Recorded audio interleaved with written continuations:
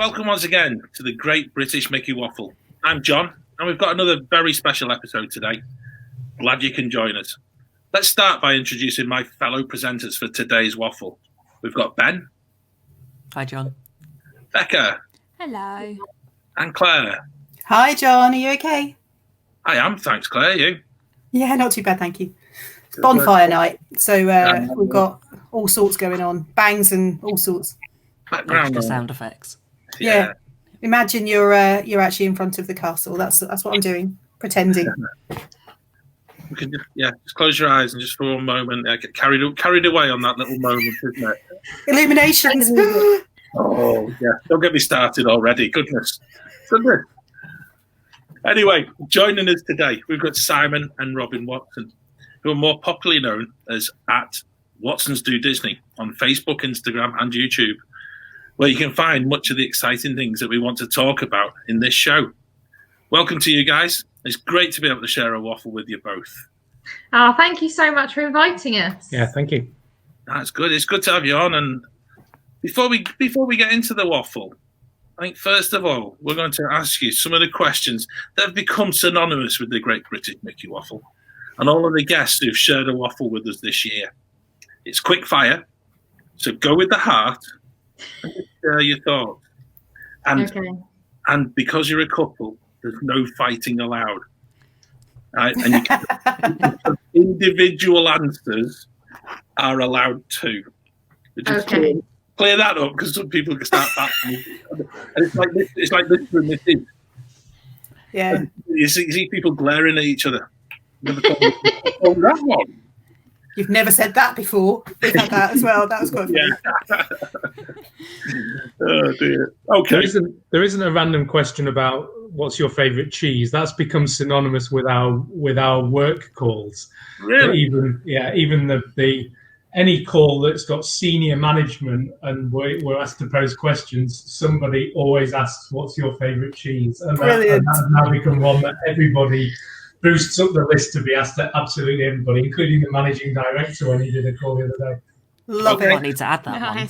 Yeah, That's question next one. Question one. What's your favourite cheese? Brie. Stilton. No, seriously, right, we're ready. So what's that? And it's going to go to each of us, and you'll just your eyes will end up sort of pointing to different parts of the screen as to who's asking and where and when. So question one. What's your favourite park? Magic Kingdom. Magic Kingdom. Okay. Question two. A ride that you hate. Does it have to be a ride or could it be like a show? It can be An attraction. So, yeah. An attraction, yeah. Country Bears Jamboree. I knew you were going to say that. Very good choice. Really? Good. Oh, God, it was 10 minutes of my life I'm never getting back. Yes, completely agree. Yeah, good though. Mm-hmm. What about What you? do I hate? Oh, God. I don't think you hate I don't anything. really hate. That's the thing. Country Bears Jamboree, I would say, is one of my is not a favourite of mine, only because it's so bizarre. But there's none that I really particularly hate. No, that's just my least favourite. That'll do. We'll let that. Okay. Excellent. We never do it, put it that way. I don't know many people that do, to be honest with you. What do you think is the most overrated snack? Turkey leg. Oh, no. Mickey Premium Bar. It's a choc ice on a stick. Right, we have to disagree on this because I love Mickey Premium bars. No, it's a choc ice on a stick. It's a cheap choc ice at that. Yeah. And I love cheap choc ices. There, what can I say? Yeah, clearly we had different upbringings, didn't we? Yeah. What would I? Yeah, I disagree with that. So, I love a Mickey Premium bar. So I would but what do disagree you with hate turkey legs though, don't you? that. Yeah, I think turkey legs they look appetizing, and then the minute you start eating it, you realise that this is just disgusting. It's gristly. There's loads of like sinewy bits in it, and it's like, ugh. No thanks. I've eaten one, and I've not eaten one since. It's still repeating on you. Yeah. The thought of it, no thanks. 10 years later, I can still taste it. Yeah. Yeah. Ooh. That smoky smell just lingers. Mm-hmm. No. Question 4. Favourite transportation mode in Walt Disney World?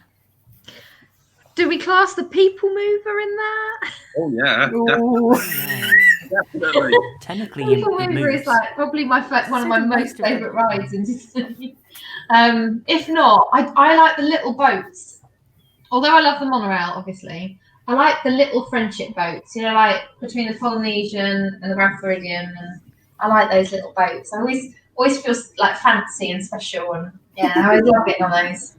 I love the monorail.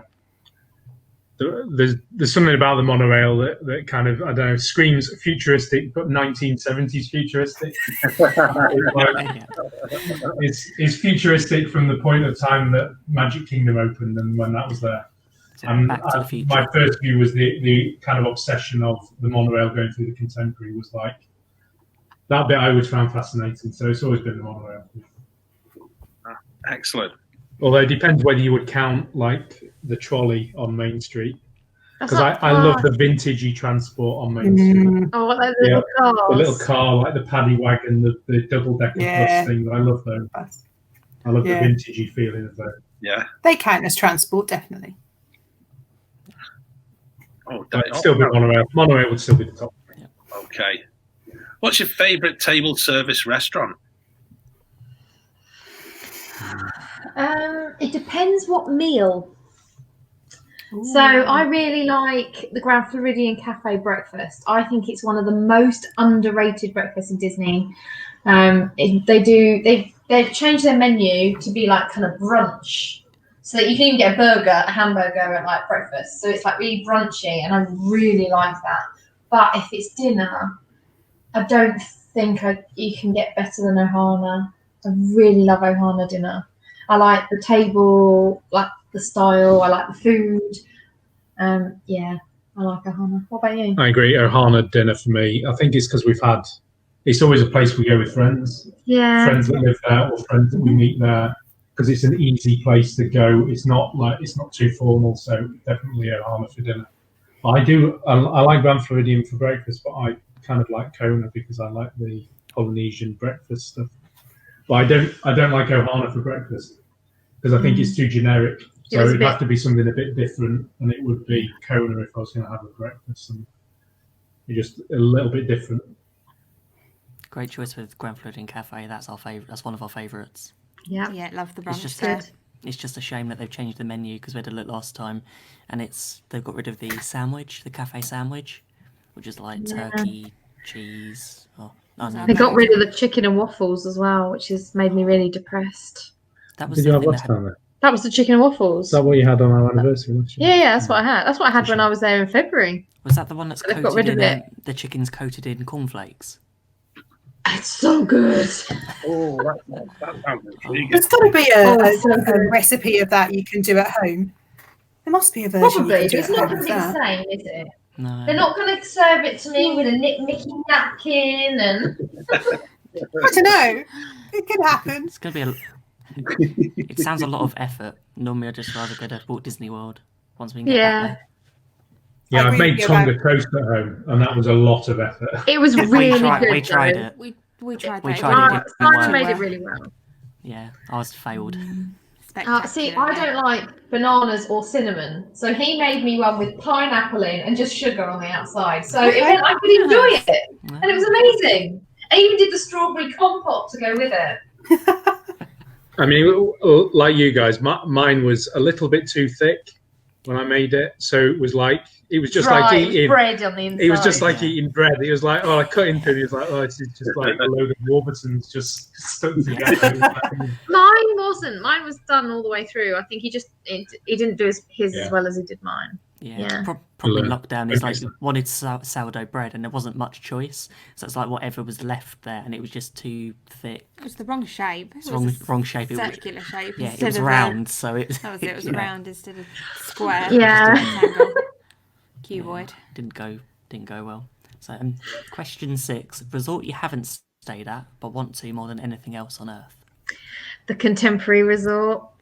That's my bucket list resort. The Contemporary I mean, we're talking like when we win the lottery time. Yeah. But Contemporary, maybe one of the suites, theme park view, club level. That's my Nice. bucket list. Very nice. Nice. And Simon, I already know that that's the same. We share the same dream. Yeah. Thankfully. Yeah, because we've stayed at Bay Lake Tower quite a few times. It's not the but same. It's just not. It's same. not the Does contemporary. It doesn't have a monorail. No. It doesn't have the monorail running through the middle. That's the most important thing. I can get away from the fact that Chef Mickey's smell will be wafting up from the bottom, but the monorail going through, that's what it's all about. It's just that walk Brilliant. to 5 minutes to Magic Kingdom. That is very good. I do like that. Yeah. Bay Lake was our first DVC stay, and we had Lakeview. And Oh, it was just nice. so peaceful. We were only there for a few nights, but it was just that walk. It's back from so Magic Kingdom. peaceful. It's quick Yeah. as well. Yeah. So quick. they say it's And 5 the minutes. security is quick there as well. Because there's only Yeah. like 3 people in front of you. Yeah. If Definitely. that, sometimes. So, question 7. Which is your favourite car park?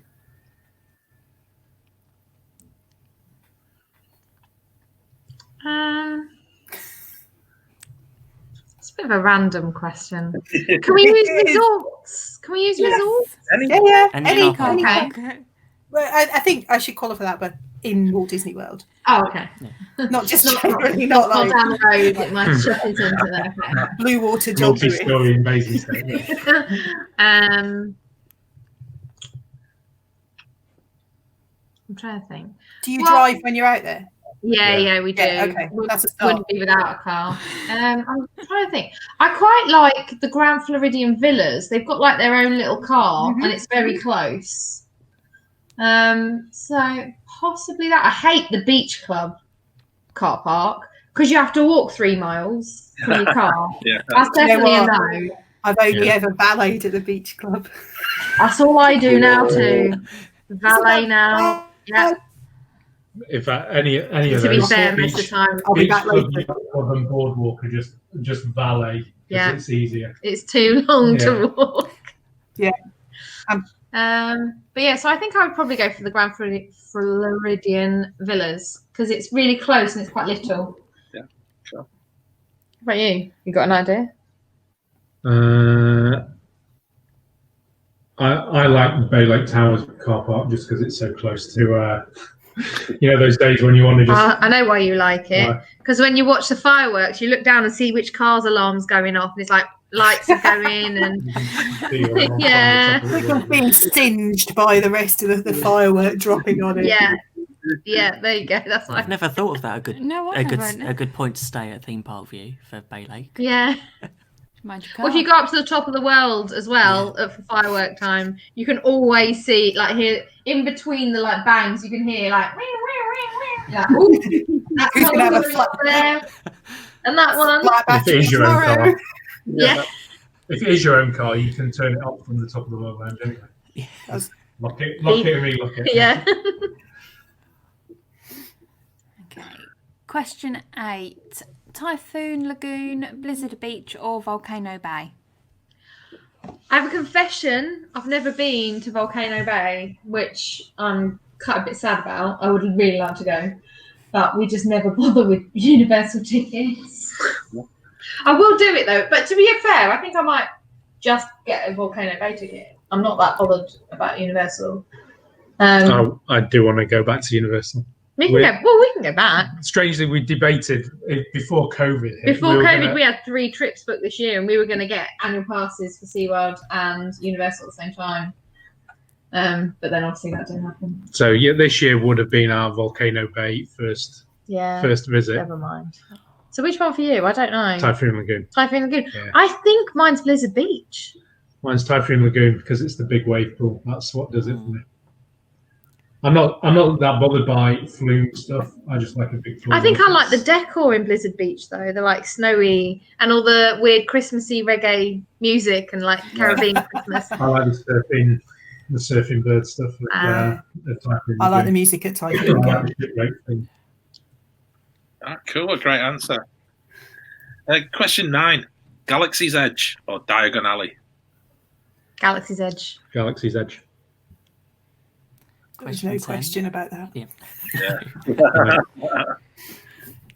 Question 10. Early morning or late night park visit? Oh, late night. Late night. Yes. Ending the park and just when it gets quiet love is the best time. Especially Magic Kingdom with it all lit up. Oh, love Even it. Epcot, if you're in Epcot and everybody's cleared out of the showcase and you're the last one walking out. Oh, it feels lovely. Yeah. Because it's like all of a sudden everybody's rushed to get out of the park and you're the only ones walking around the showcase. It's so peaceful. Oh, yeah, sounds great. Definitely late night. Question 11. Keep the magic or backstage detail? Backstage detail. Backstage detail for me. Yeah. Okay. Question 12. Favourite other podcast or vlogger about Disney?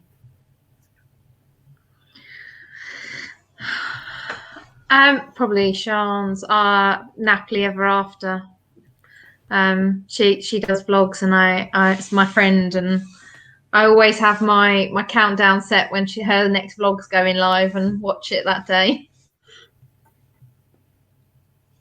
What about you? So other than Sean, because Sean's I do watch, but for me the first thing that made me get interested in like backstage stuff was Adam the Woo, who's an American guy that lived in Florida, and that I was just fascinated about loads of his backstage stuff, and I've watched loads of his other tours of film locations and all that. So I do tend to watch his daily Woo and stuff like that because it's short enough to just keep them interested. Simon had his dreams met last May for the Hollywood Studios anniversary. We were there and friends had got there like super early and she was like, we've saved your space. We met up with her and she stood with Adam the Woo just like casually talking to him. So Simon got to live his best like fanboy lifestyle. He was just like, oh, so excited to meet you. Do you know what? It was so random because he was just so unassuming. He was just stood there watching away. There was not a lot of attention considering he's got hundreds of thousands of followers on YouTube. But he just stood there videoing away, and he was really, really shy, which is kind of not what you expect when you, having watched his videos, you don't expect him to be so shy in person, but he was. Yeah, last year we met, was it Jack from DSMY Newscast? Cool. I was just like, really, we were just walking out of Epcot. He was just filming about Ratatouille, and it was just like, I recognise that voice. And that's amazing that you recognised it by the voice. That's so cool. Okay, so final question: on-site or off-site? On-site. On. Yeah. Definitely. Yeah. Off-site has its place for certain people and certain families and certain budgets even. But we're on-site people. Yeah. If I'm off-site, I'm wishing I was on. I think everyone's like that, aren't they? Yeah. True, yeah. Yeah, I know some. There's loads of people that love having the space of a villa, and private pool. Those are the things that for some people are more important than being on site. So you can kind of understand that view. Also, if you've got kids, that you can put them to bed a bit earlier. I think that's always the limit, isn't it? If you've got kids that you think, well, if we're in a hotel, we've got to kind of go to bed at the same time. We can't sit up. Everybody goes to bed at 9 o'clock or 10 o'clock, and that's it. But yeah, villa gives you more flexibility. But we're just out till midnight anyway, so yeah. So thanks for that. Thanks for so many great responses. As I mentioned earlier on, you've got a big social media profile. But tell our listeners a little bit about your own Disney history and where did it all start for you both? Well, it started with me mainly really. So I went as a big teary backstory. If you want to hear all of it. So my parents were going to visit my uncle in New Zealand, and I didn't want to go. I didn't really like my uncle all that much. He didn't like kids. I was about 12, that sort of age when they were talking about it, and he didn't really like kids. So I didn't want to go. And my granddad, it was the year that they had all the adverts for like a little girl and her granddad for Walt Disney World, and I'd always wanted to go. And my granddad said to me, "Shall we go there while they go to New Zealand?" And like, oh my God, yes. He was my favourite human, like my favourite person ever anyway. but he actually passed away suddenly before he was able to take me. And my mum's best friend, my mum wasn't interested in going to Florida, and my mum's best friend was going with her husband, and they didn't have any children. And they asked my mum if they could take me with them, and my mum said yes, and I said yes. And then they actually convinced my mum and dad to go for a week. My mum was like, right, I'll agree to a week, but I don't like the theme parks. I don't like Americans. I don't like American food. All these things. She knew she was going to hate it. She loved it, because obviously who doesn't? She fell in love with it, and we went back a couple of times, like as I was a teenager, and then I went back with a friend years later, and then Simon and I met, and we got engaged pretty quick. So I'll say I'd never been to a Disney theme park. So Simon had never been to one until we went when we were together, and we went to Disneyland Paris together. So that was 2008. 2008 New Year's. That was in my first experience of Disney Park was Disneyland Paris. What happened there? I proposed on New Year's Eve at Disneyland Paris that year. So it was my first experience of a Disney theme park. We went over just after Christmas, over New Year, and I proposed that New Year's Eve as the fireworks were going off at midnight. It was very sweet. Like everyone was watching the fireworks, but it was like sardines because it was on like Main Street. And then after the fireworks had finished, we were like, oh, everyone around us started cheering for us. And we're like, yes, let me see, like, and like kissing us. It was really weird. But then we went for our honeymoon, and that was to Florida, and that was Simon's. That was my request. I wanted to go to a nice romantic, like sandals resort, like adults only, like romantic. Simon was like, no way, we're going to Walt Disney World. He was like, I want to go to Florida and experience like real Disney parks. Yeah, but we did Universal as well. We did Universal that year as well. I think we did SeaWorld. We did SeaWorld and Busch Gardens as well, and then we went to Miami because Simon's friend lives in Miami, so we did that and drove down to Miami before flying home. I don't know how we like crammed all that in, because youth is how we did it. Yeah. We'd wake up at like 7:30. We'd eat breakfast at the hotel, and then we'd be in the park at opening, and we'd stay till close. Every single day. Wow. I don't think we had did we have like an afternoon off where we'd been to? I think we'd been to like Wet and Wild, and we had an afternoon off. But oh yeah, it's just like I don't know. When I look back, I think, how the hell did we do that? Youth. That's how we did it. Yeah. We were young. Can't do that now. But I think we didn't know much about Disney, like parks, like the experience of going in. No, this was before we'd found really any forums or anything. I think I'd found the Dib actually just before our honeymoon, but obviously by that point I hadn't found out all the like booking dining reservations or anything like that. So we didn't do any like Disney dining. We stayed on iDrive, the classic. Yeah. We had an amazing time, but it's a very different experience than when we go now. Like polar opposites almost of how we spend our time and the places we go. It was my first experience, and it was that made me fall in love with Florida. That one trip, and then I was completely hooked. Sounds a bit like ours, doesn't it? Yeah. So I drove on a honeymoon. I drove on the honeymoon. And hooked from then onwards. But it does that to you, doesn't it? It hooks you in, and then suddenly, from that very first visit, irrespective of it's Disneyland Paris, of which your proposal does sound extremely romantic, Simon, I must admit. You kind of knew it was coming though, because it was like -1. It was like plus, and my coat had a bulge in the front. He'd taken the massive box, not just the box it came in, but also the cardboard box, and it was just this massive box. They didn't give me a small box for it. They gave me this huge wooden box, and it was like, well, I haven't got anything else to put it in. And then it was like, well, we're not going back to the room. I'm going to have to carry the damn thing around. I kept going, what's that? I'm poking at his chest. All day, just like.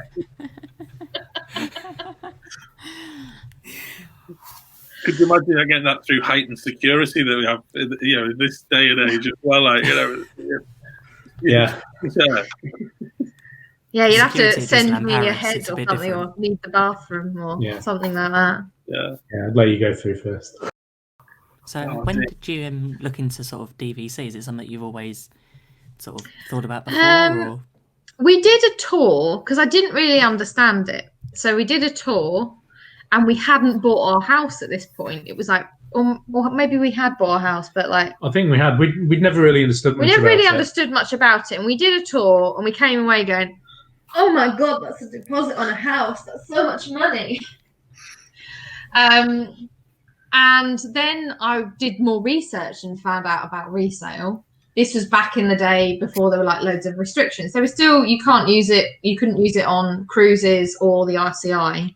There was a couple of things with that though. When we first did the tour, we hadn't stayed. We hadn't even stayed on site by that site. point either. So we were kind of like shocked at the price and like, oh my god, that's so much money. We stay in a cheap hotel down the road, and we can't afford that sort of money. And then I'd saved up for Simon's 30th, and we had 5 days because that's all I could afford. 5 days in the beach club with a dining plan, and that was it. Then we went on a cruise though. And I'd surprised Simon with a cruise. He didn't even know he was going on a cruise. So that was 2012. Yeah. So that was 2012, and we did the beach club and then the cruise. Was that the same when we then had rental? We also rented some points for 2 nights and stayed at Animal Kingdom Lodge in the DVC, and yeah, it was worth every penny. Kidani Village. We were in a 2-bed villa with your mum and dad. Yeah. For like 2 nights, and it was like instantly. It was like having done the beach club and then Kidani. It was like maybe DVC is something we should look at in a bit more detail. I think that was like the breaking point of having one stay on site was enough to make us think maybe that's what our holiday should be like more. We love being on Disney property. I think we've been tending towards spending more time at Disney when we were there anyway, just out of habit and what our preferences. And that was the October that we went, and I then started looking into DVC more, and I found out about the resale market. And actually, my buyer, our seller, was on the DIB. Someone posted on the DVC group, area saying, "Does anyone have any advice for selling? We're looking to sell our contract." So I messaged her and said, "We're actually in the like market for buying. Can I ask you like how many points you have? Like where do you own and stuff?" And she told us like where she owned. It was Animal Kingdom Lodge and how many points. The points were actually more than we wanted, but I said to her, "Well, look, this is our budget. I appreciate we were going to buy 250. You have 320. I appreciate you maybe don't want to sell to us. That's fine." And she was like, "No, I'll be happy to do that." Because we weren't going through an agent, they weren't going to take any fees. So we ended up with a very good deal. And the rest, as they say, is history. We now own the Grand Floridian, Vero Beach, and Boardwalk as well. Oh, very nice. Wow. Like a bit of an addiction. Like whenever we go, it's like what we buy next. So once you've gone DVC, it's very difficult. We've added on once, and we're at Saratoga Springs. We don't even own our own home We've yet. not yet stayed there, but that's our home resort. I stayed there once with a friend. I have to say I wasn't a fan, but now the refurbished rooms, I would definitely go back. That's the reason we haven't stayed there. That's what we've been waiting for. Every time we've got to 7 months, we've gone, what else is available? And it's like we've done Bay Lake Tower, Boardwalk. Boardwalk's one of our favourites. It is. That was the year the Copper Creek opened, and we'd planned to stay there, but then it got 7 months, and typical, there wasn't any availability. So we spent 7 nights at Boardwalk. And then, I mean, you can't. I take it that was after they had the refurbishment as well, because the new rooms there. Yes. I stayed there for a night, only one night before the refurbishment, and they were a little bit like your granny's living room at Boardwalk. It was like a sage green and like a dusky pink with floral. Yeah, we got the pool and garden view rooms, but we were slightly worried we were going to get the clown pool. Now. Oh, the clown's gone now. The clown's gone now, but yeah, luckily we didn't have that. But we had the garden view room where, like you've got the green just outside the front. Yeah. Oh, by the nice. lake. Yeah. That was the view. Yeah. Really nice. That's So, when we had the garden view. No, we didn't. We had Did we not? standard Standard view. view. I've had garden view without you. Yeah. And we could see illuminations from a balcony.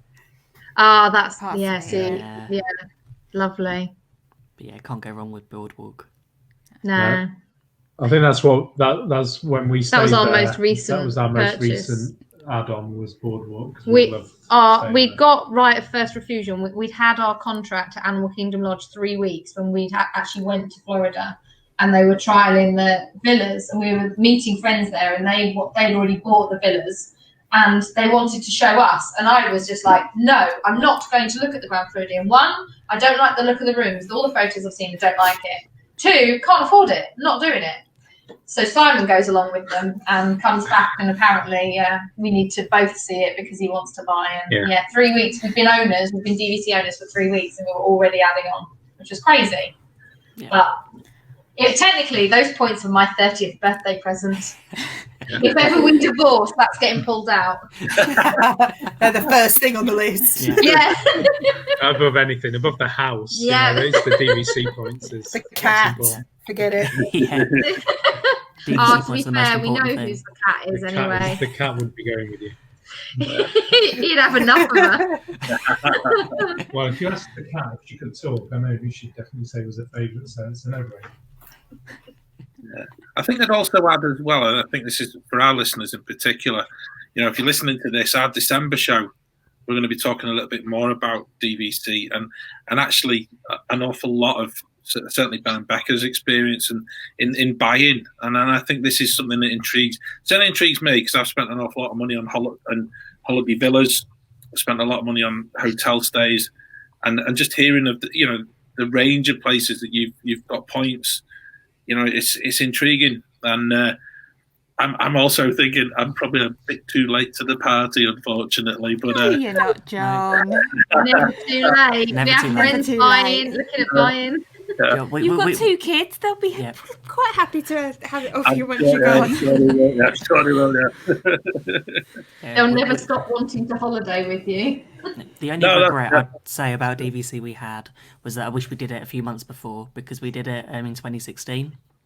And it was like, just before Brexit, we were looking into it, and then all of that happened, and then the dollar went, or the pound. Yeah. It just fell through the floor. But we Still got a good deal. still got a good deal, though.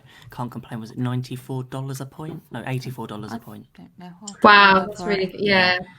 Don't listen to that, John. That's not what you'll get. No, Not now, no. no, not now. Now it's a bit more. Yeah. I'll tell you So another we had thing. a strategy when we were looking, and that was that we wanted to own somewhere that had proximity to each of the parks. Oh, that's a good idea. I didn't know this. This is all Simon.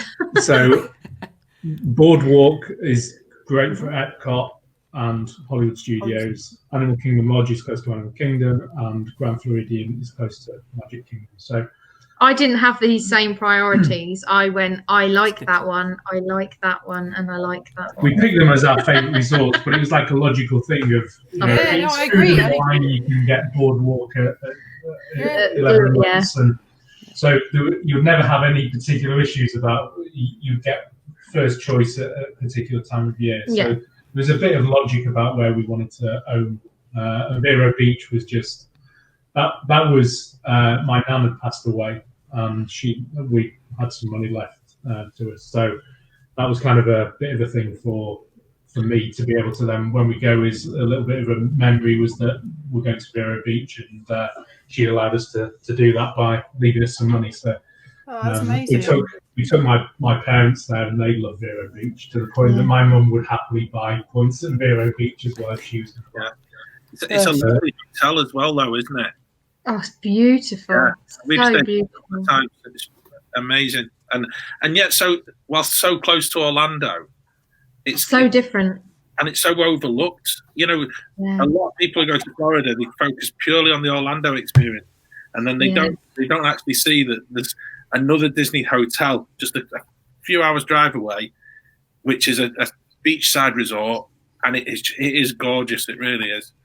I would like to say I think the cast members there are a little bit I don't want to say better because that's not really what I mean, because I think cast members are amazing.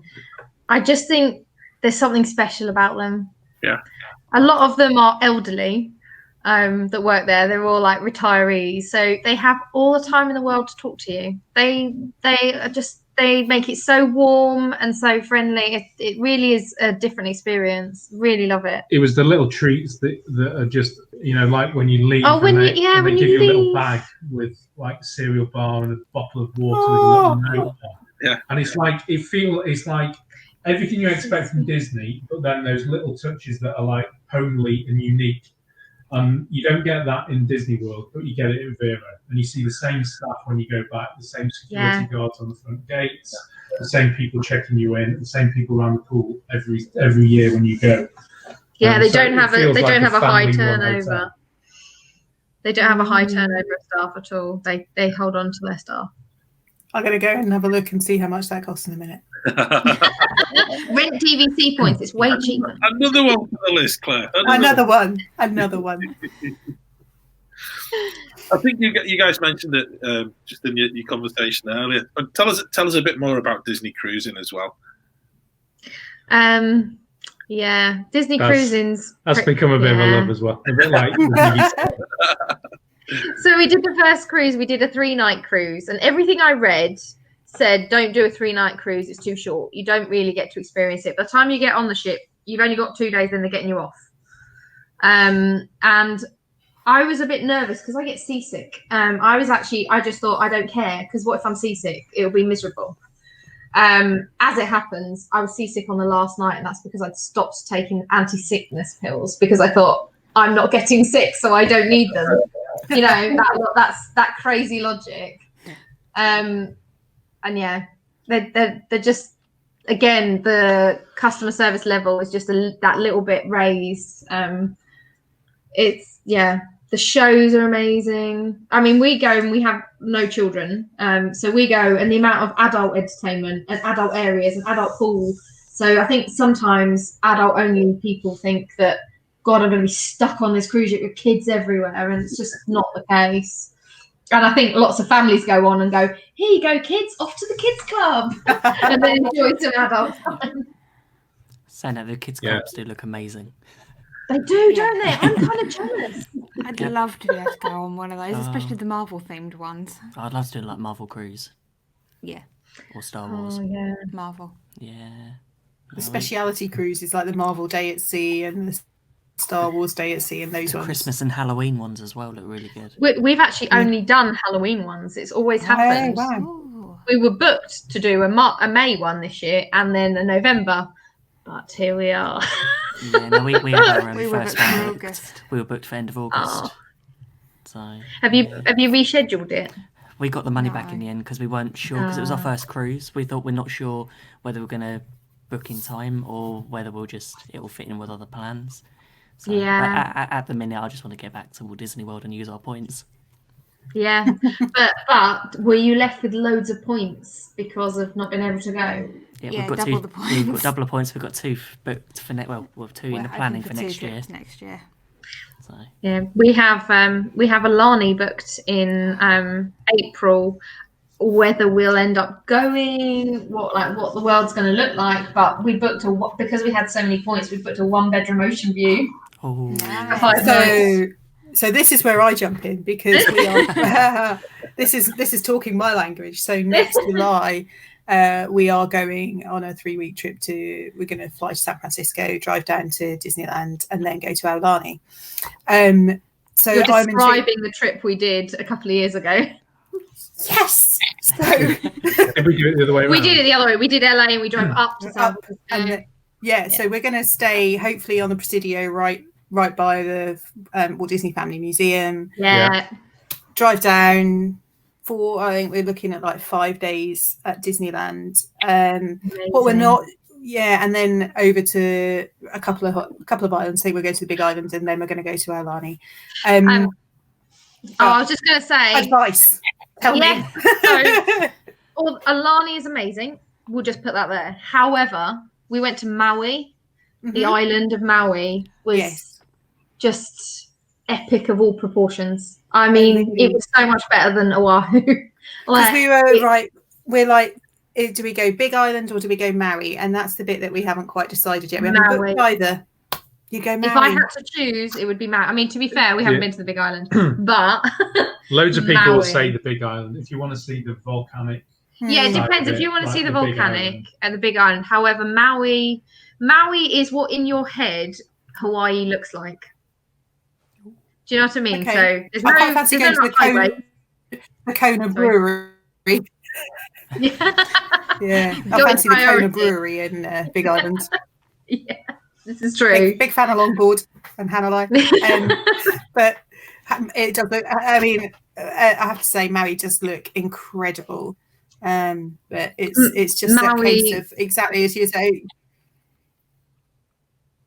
Next year, are we going to be able to go? Can we get in?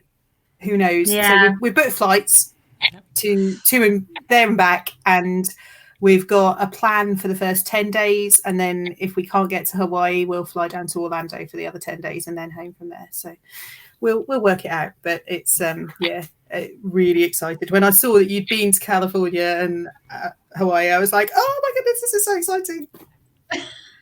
Yeah. So how was Disneyland? Disneyland's amazing. It to me, right? So most people who I speak to personally, once they've been to Disneyland, they're like, Disneyland's my favorite. It's the best. It's the original. It's this. It's that. Walt Disney World still has my heart. It really does. I love Disneyland. It was so much fun. We've been twice, and we have the Grand California booked for April as well, and we're definitely going to go back again, hopefully for Dapper Day, assuming Dapper Day isn't even happening. But it's not Walt Disney World. You don't feel in the Disney bubble. No. Does that make sense? It's more like Disneyland Paris, where there's a lot of stuff. Okay. You only have to turn out the street and you're in normal. Whereas I feel like Walt Disney World, you have to go a long way before you leave the Disney bubble. You feel a bit like when you're at Walt Disney World, you feel like you're on holiday. It feels like this is vacation central. Everybody's here, holiday. It's slightly different in Disneyland. I think you get more day visitors going to Disneyland, and you get a lot more local annual pass holders arrive at like 4 o'clock every day.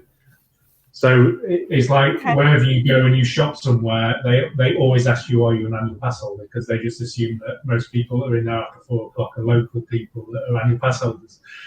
So it's slightly different in that sense. But I think for me, there's a lot of great things at Disneyland that are just unique to that place. You know, aside from the difference in rides, you know, it's just got a slightly different, more classic feel. Mm-hmm. I think because it is the original. I don't know. There's just something slightly special about it. It has that little tinge of history there that you don't get quite the same at Magic Kingdom and Disney World. Just the extra bit of Disney magic, just when you know. Yeah, I think so. I think walking where Walt was. Yeah, it's that sort of thing. They do a tour called Walk in Walt's Footsteps. That's I don't know, how old are you going with kids? Are they old enough? I think actually saying that, I think you can be any age to do that tour. And I've said that. I think you can be any age. But you get to go in Walt's apartment because he had an apartment above the fire station, and it's really cool. It's really cool. Wow. I'm sure as a Disney nut, you probably would know most of the things they tell you. I was like, yeah, I know that. Yeah, I know that. Yeah, I know that. Do you know what? I did the Keys to the Kingdom tour, and it was a little bit like that. And you don't want to jump in, but it's like, yeah, come on, move on. Yeah. It's still fun, though. Still fun. Yeah. Lots of those tours, the experience you have is very dependent on the tour guide. Yeah. So if you have a tour guide that is almost running off the script, sometimes it's like, you know, they probably don't tell you too much. We had Baz was a great guy doing our Keys to the Kingdom tour. That was quite a long time ago. No, I don't really remember. You surprised me. He was really good, and he did give a lot of information that I, you know, even from reading a lot about Disney parks. I remember really enjoying it, but I don't really remember the time flew by for that. But walking in Walt's footsteps, I thought was, you know, most people were on it because they wanted to go in the fire station apartment. That was most people were there because of that. If you're doing that tour, it's because that was the bit you really wanted to see. And I think nearly everybody knew all of the rest of the story. But yeah, that was it's really good. And I don't think it was very expensive. And you got lunch included as well. Okay. Yeah. Definitely worth looking at. Sounds worth looking at. And Aulani is as good as everyone says it is, because I've got a couple of friends who keep telling me how amazing it is and how it's just going to blow my mind. I think it's going to blow the mind of the bank manager first of all. But other than that, the only weird thing is that everywhere in Hawaii shuts earlier. Right. So you'll find that by about 8 o'clock, the pools are closed. There's no the restaurants entertainment. are wrapping up, and like it just goes quiet because it's a morning place. Everybody's up early and everybody's out early. So by 7 o'clock in the morning, everybody's out of the pool already. Oh wow! I just think it's a cultural difference that a lot of people are early risers in Hawaii, and restaurants are like open for breakfast at like 6 a.m. But yeah, it goes quiet earlier in Hawaii, and that was we found it was weird. Like we couldn't even use the pool. I was like, I'd love to go for a swim in the pool right now. No, you can't. Go sit in the hot tub. No. Yeah, exactly. My honest review of Aulani was I will preface it. So we went to Maui first. Maui, I just fell in love with everything about it. I loved the hotel we stayed at. We stayed at basically it was a bit like DVC. We stayed at like a timeshare resort through someone else. Like I rented on like I think it might be VRBO or something. And I loved everything about it. And we arrived at Aulani and we booked a pool and garden view, which turned out to be a tree right at the end of our balcony. So you couldn't see anything. And that's one of the more expensive views. Like it's a step down from ocean view. So I was a bit disappointed. We asked to move rooms because I'm only there once. Well, in my mind, I'm only there once. And then she put us in another room that was worse, and the bed, like, as soon as you sat on it, squeaked. So I was like, no. And I think because everyone had said how amazing it was, it's so good. Aulani's the best Disney Vacation Club resort. It's just the best. So I kind of got to it and went, oh, yeah. I mean, it's nice, but it's a long way. I didn't see anything in it that was that much more special. Okay. But I really did enjoy it, and we booked to go back.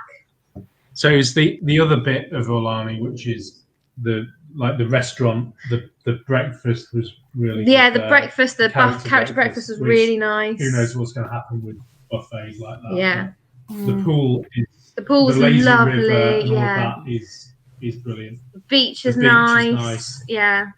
It's definitely one you need a car for. I wouldn't go all the way to Oahu and Aulani and just stay there and not explore some of the island. All of the sites are on Oahu. That's the thing. So Pearl Harbor, Kura Ranch, the Gold Plantation, all of those things are along that island. So it's like you can't go there and not see those key things. Exactly. So definitely always have a car on Oahu. But Maui felt more like Hawaii. Yeah. Okay. You're driving along the road and there's pickups parked in like just. You're right next to the water. Because they're either fishing or they're on a paddleboard, and it was like that everywhere you went. There's roadside shacks selling banana bread and fruit, and that was all over Maui. It felt like locals, and it was just quaint. It was a different in Oahu, like Honolulu. Honolulu was like LA. LA. It was quite built up and urban, and lots of just commercial and hotels and okay. Oh, well, that's interesting. I might come back to you for more information at a later date. Yeah. You would be welcome. I can talk your ear off about it. Yeah, you can tell me where you stayed in Maui. Yeah, I'll send you the details. Thank you very much. The thing is that Hawaii for us, I think culturally that place stuck with us more than anywhere we've ever been. Like the food alone, like I rave about the food to the point that I had to buy like there's a thing over there that is like sushi, but it's called musubi, but it's made with a slice of spam. Now, no, don't be doing this to me because I've heard about this and I'm a bit. So, Hawaiians love spam. Yeah. breakfast, and in Honolulu there's a spam festival every single year, but they don't eat it out of the tin as it is. They always cook it. It's cooked or fried and always marinated in like Asians. But does it not go sludgy? No, it goes It's like crispy. crispy. Okay. It caramelizes, but You'll have to eat one of those masubi things. Sam masubi you can get absolutely everywhere you go. Gas stations, 7-Elevens. Yeah. Even shops that are just selling drinks will probably have spam masubi on a warmer somewhere, and they're like a grab and go snack everywhere you go. Just wrapped in cling film. Wrapped in just cling a little film. thing wrapped in cling film. Like $1.50 kind of grab and go. And I got absolutely to the point of obsession with these things that when I came home, I bought a masubi mold to make my own at home. Oh, amazing! Hawaii, the food. Food was amazing everywhere. Chocolate-covered macadamias, Honolulu cookies, and spam masubi. I'm totally obsessed with them. Like, brilliant. Ordering them. When we go to the Polynesian, I bring those things home. Right. You can get them at the Polynesian resort. So I always go out with them. Okay. I had something spam at Food and Wine last year. It didn't go well. So that was cooked though. That was cooked spam for that. It's the spam. Yeah. But I'll give it a go. I'll give it a go. You say it's good. Maybe not the one from Wawa. Give it a go, and if you hate it, it's only $1.50. Yeah. So. I'll blame Simon completely. And blame Simon, yeah. And the macaroni salad. So I can talk about Hawaii food for ages. Macaroni salad. Sounds like we need a whole show about Hawaii. Yeah, I was thinking that as well. Yeah. I've got a list on the go here. You know, it's like, okay, DVC, okay, and that might need to have a look at that. Cruise, that. Hawaii, taking notes. Yeah. Going down the list, thinking, this is proving to be an expensive chat. Usually does with Simon around. I think anything with Disney seems to be expensive for us. Every time we were ever since our first trip, it's like, oh, we'll go to the Wilderness Lodge and look at DVC, or what's this all about? And then we go on a tour where it takes Bay Lake Tower, and you just like look at the 1-bedroom rooms, and it's like, I want to do this. Then you see the price and go, nope, maybe not. I'll stay at the Clarion for a while. Yeah. No. No, we've done our off-site, but now we can't. We'd stayed at Coronado Springs last year. It's lovely, but it didn't feel. Coronado. It didn't I feel think that's right. my favourite mod. Yeah, it didn't feel right because the year before we were at Boardwalk and we did Copper Creek. I think I missed having a balcony. Yeah. Yeah, that's definitely what it's missing. I think is the balcony. I'm a bit spoilt by the balcony, that private balcony. You sit down and have a nice cup of coffee or tea. Yeah. Yeah, I think that's the one thing that's missing. I mean, do you want to talk about spoilt with what we did last year? What did we do last year? We stayed in a Polynesian bungalow for 2 nights. Party bungalow. Nice. Oh, brilliant. It is a bit hard to come back from that when you sat on the little veranda out the front. It was pretty amazing. It was our 10th wedding anniversary, and we decided to book it for 1 night. Just one, because it's really expensive. It was in the lowest possible season, to be fair. So it was the cheapest possible season. We booked 1 night. That's it. We just booked 1 night. And then 1 night turned into 2. What can you really experience in 1 night? You don't even get 1 full day there, really, do you? Because by the time you sort of checked in, you don't check in until like 4 o'clock. And and we ate dinner there both nights. We had our family were over, but we were all staying in a villa off-site because we were staying with all the family, and we just left them. And then they came to view it, and they're like, "Hang on, there's loads of bedrooms in here." And we're like, "Yeah, forget it. You're not staying here. Get back to the villa." Get back to your own place. I think the only equivalent one is the Cascade cabins at Wilderness Lodge. Oh, they look lovely. They look amazing. They look so nice. And they've got a proper hot tub. The one at it's a plunge pool, so it's actually like it's not hot. It's not at the Polynesian, whereas the hot tub at the Wilderness Lodge looks amazing. I didn't see any of our friends moaning about it when we had a party there. We had a few of them round. Yeah. And everybody's like, swimsuits are coming with us. So it's like, didn't hear any complaints. Trying to pile in this tiny plunge. Yeah, just like that all in the plunge pool together. Watching the fireworks. Yeah, the Poly is amazing. We stayed there, was it 2018? And the only downside, I wish we'd asked for a different room because our view was the car park, but we did see the monorail going by. So Yeah, It wasn't even the view, it's just the fact that it was ground floor. We stayed there once. We stayed for a week, and we had a standard view, so it was like an inward view. And although we loved the rooms, we didn't have a great experience. So they were doing work at the TTC at the time, and we were at the very, very end, right next to the TTC. There was only one room closer to it. It was were in bigger that same block, around there than it was to the lobby. So it was really far, and they were doing work overnight, and they were like drilling up the road. So like they had the things that were like properly digging up and. Yeah. It was the tractor thing reversing over and over again. Beeping. The beeping reversing sound at 2 in the morning. I thought I was going insane when I was lying in bed. And like, what is that noise? What is that noise? Something not right here. And I opened the doors on the balcony. I thought, where is that coming from? At 2 o'clock in the morning. So yeah, although we loved the rooms, I think for us we were like, oh, we're too close to TTC. I don't want it to walk there. When I'm staying at the Polynesian, I should be getting on the monorail at the Polynesian, but it's a shame because I do love the Polynesian Resort. But we'll probably stay there again. But it's just a bit of a shame because we were so excited, and we'll just be like, oh. If it came from Monorail Loop Hotel, I think that would probably be the third on our list out of the 3. Yeah, probably would be. I think only because we love the Grand Floridian and Bay Lake because it's Bay Lake Tower because it's so close to Magic Kingdom. Yeah. But that's not to say that we don't like the Polynesian because we love the hotel itself. I think we would probably, if we had a different experience of the hotel room next time, we'd probably change our view. And we do love the hotel. So. I'd probably get there early and request a room near a reception. The pools were nice at the Poly. The pools were really nice. Yeah, the pools, the DVC pool especially. Yeah. Love that pool. No one uses it. No, I know, it's amazing. We were in there once when Happily Ever After was going on and they were piping the music in. Oh, so Sitting in the hot tub, lovely. listening to the music, watching the fireworks. That's nice. Instead of everyone crowding on the beach. Yeah, well, you had the better option, definitely. Definitely. So, John, that's another thing to add. Polynesian bungalow. Add it to the list. It's one of those ones, when you get on the ferry at the TTC and you're just heading towards Magic Kingdom, you just glance to your left and you just think, what possibly might be at some point in your future, and you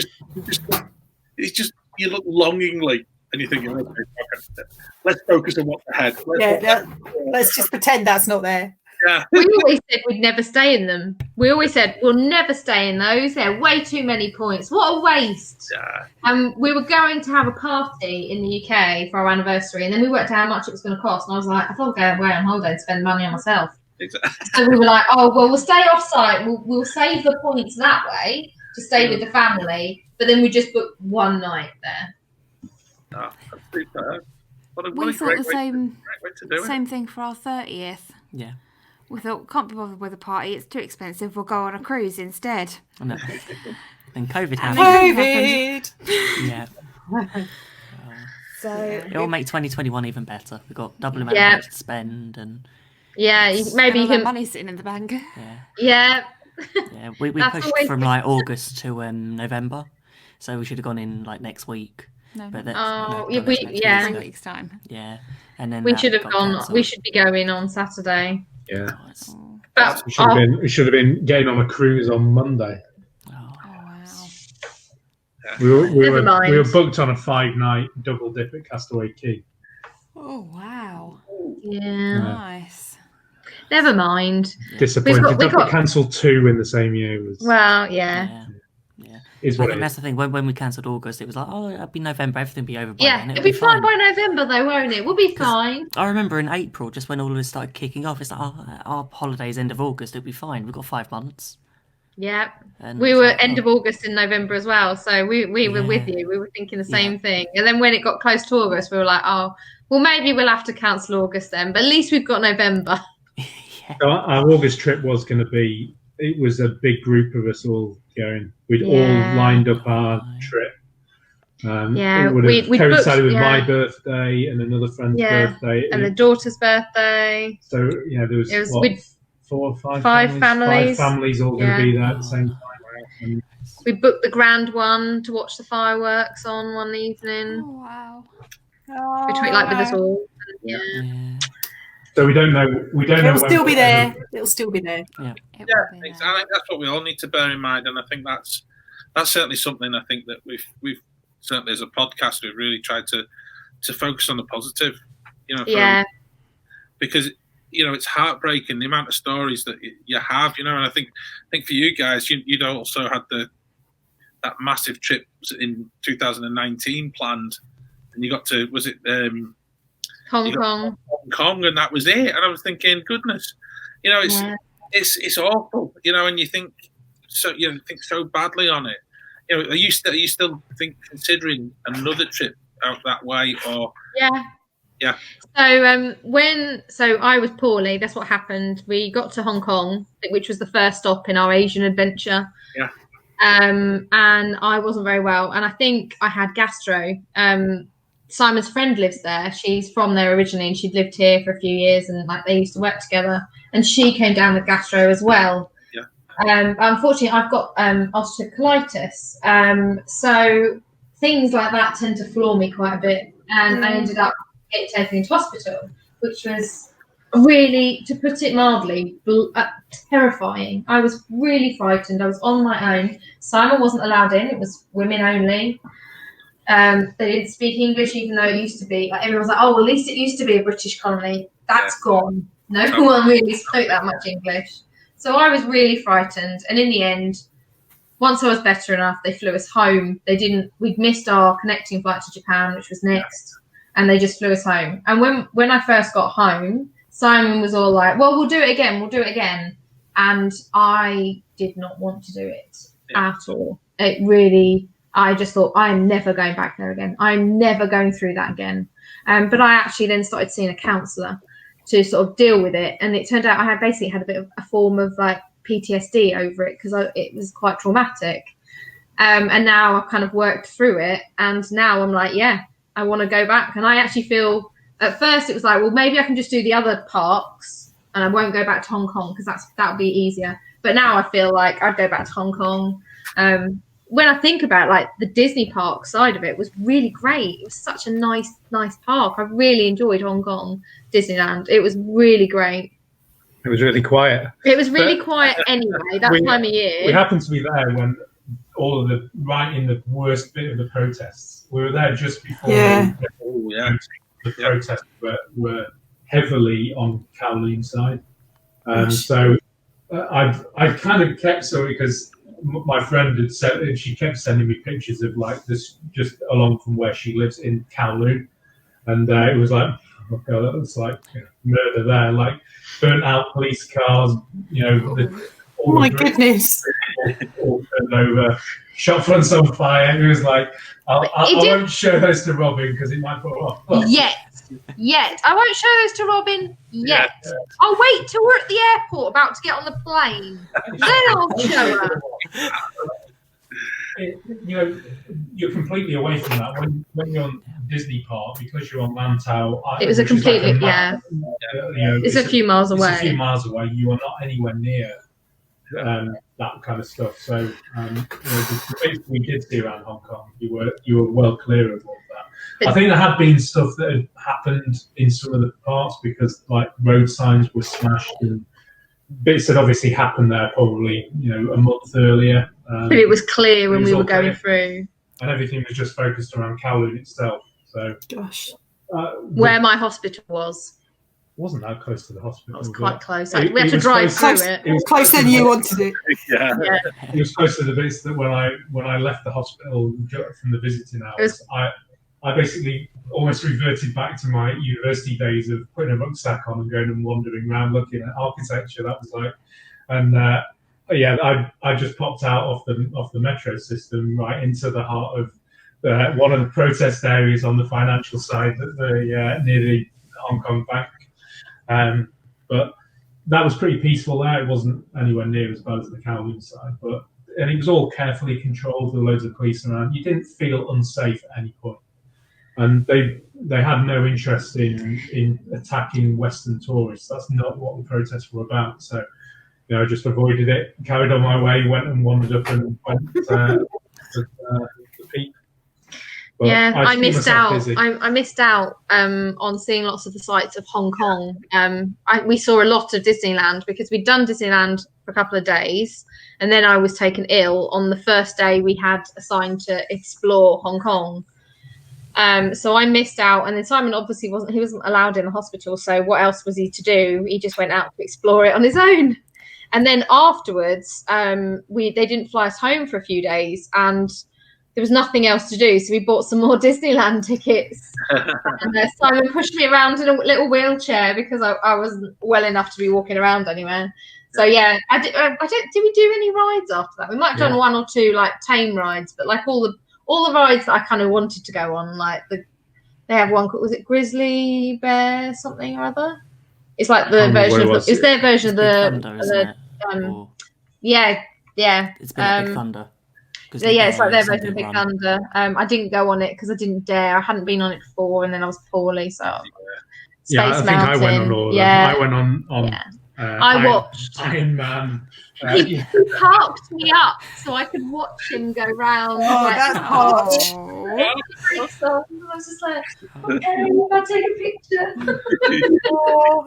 But we did eat at all of the all of the restaurants in the hotels there, the 3 hotels. Yeah. What was the Iron Man experience like?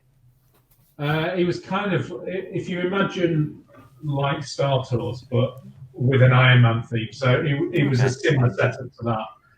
It was really good. I loved that, and they had the Ant-Man. The Ant-Man was really good. That was a bit like Buzz, wasn't it? But Ant-Man, that was good. I could do that because that was nice and tame.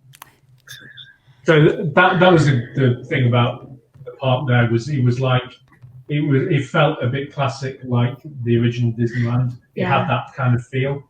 But loads of those rides were like unique stuff, and it was like we have to go and see that because it was only applicable there. I remember Toy thinking Story Land was basically like Disneyland Paris. It's exactly the same. A like for like carbon copy of Disneyland Paris.